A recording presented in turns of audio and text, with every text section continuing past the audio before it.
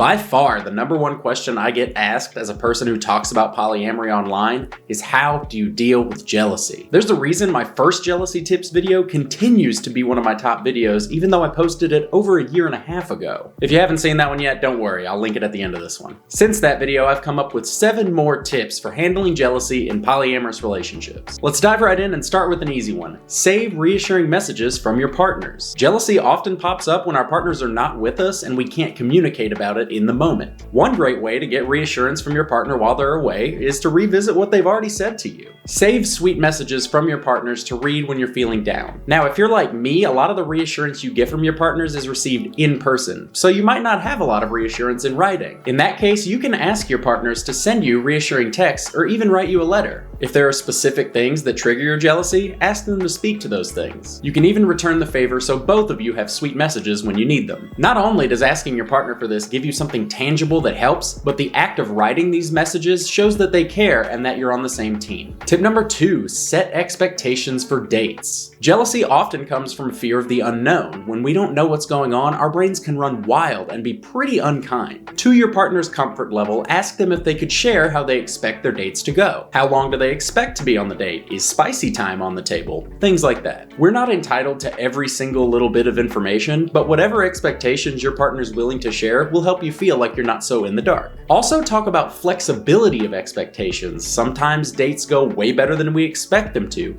Expectations and timelines can change on the date, and that is okay. It's important to talk about what is expected, but also what is possible outside of those expectations. The purpose of this is to reassure you, not to control your partner, so try not to overreach and expect every single little detail. Tip number 3, establish check-ins. For this, I mean both during and outside of dates. Outside of dates, you can have the occasional chat about how things are going with your relationship and others. What are you both looking for in relationships? Has anything changed recently? How are you both feeling in general? You can even schedule these talks to make sure things are being communicated. Having these talks is a proactive way of addressing your feelings instead of just reacting to them as they pop up. Short, simple messages about how a date is unfolding go a long way to help us feel informed. Again, the purpose is reassurance, not control, so don't expect your partner to be glued to your phone to instantly respond to your messages. They're trying to spend quality time with someone. Don't make your partner be rude. Remember that check-ins should always be mutually agreed upon and not demanded. If this video is useful so far, please give that like button a quick tap to help me with the algorithm.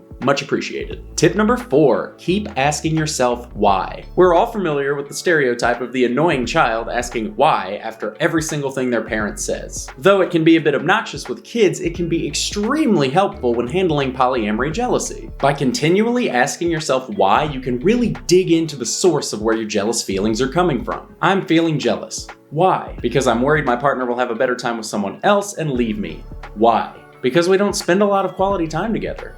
Why? Good question. Maybe I should plan something nice for us to do. Asking why almost always leads to some kind of answer. You might figure out that you should communicate a need to a partner, or you might discover that you can fulfill the need yourself. Either way, it helps you figure out why you're having a feeling and gives you a direction on how to address it. Tip number 5, break the shame cycle. Jealousy can often make us frustrated with ourselves because we don't think we should be feeling that way. This can lead to more jealousy, insecurity, and shame. Break that cycle by reminding yourself that jealousy is a natural human emotion and it is okay to feel it. Feeling jealousy, even often, does not make you bad at polyamory. It just makes you a person. Breaking the shame cycle helps us think more clearly about our feelings instead of just jamming more and more negative and unhelpful thoughts into our heads. Jealousy does have a purpose. It's better to try to dig into what it's telling you than to just shame yourself for feeling it. Tip number 6, zoom out. We can often let how we feel in a specific moment dictate about how we feel about ourselves in general. Being so focused on how we feel during a low point can make us feel like we're failing at polyamory. The more important question is not how we feel in a moment, but how our feelings have grown and changed over time. That's what I mean by zooming out. When you're feeling like you suck at polyamory because your jealousy is running wild, take a breath and think about how far you've already come. I've had this one unexpectedly occur to me in the best way possible. I remember this one time that my wife was going on a date with one of her partners at the time. They were doing a specific activity together, and all I thought and said was, "Sounds fun, have a good time." Then I remembered that about a year before that, those exact same people were doing that exact same activity, and at that time, my jealousy was freaking out. Without even trying, I realized how much more secure and self-confident I felt compared to a year before. It was an awesome feeling.